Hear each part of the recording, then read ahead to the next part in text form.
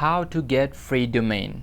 Hey guys, what's up? Welcome to How to Solution. And today in the video I'm going to show you how you can get a free domain without paying for anything. So let's get started. First, go in a search bar and type gogehost.com. Press enter. After that, click on start for free. Now if you scroll down, you can see that there are two options. You can find a free domain, free web hosting, and the second option is you have to pay for them.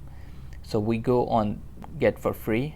Now click on get for free. After that, you can choose a domain for yourself. So just like that, you can get a free domain for yourself and you don't have to pay for anything. So guys, that is my quick tutorial how to get a free domain. And if you have any question, you can ask me right in the comment section down below. I'll be sure to answer them as soon as possible. I'll catch you up guys in the next video. Until then, take care of yourself. Have a good one.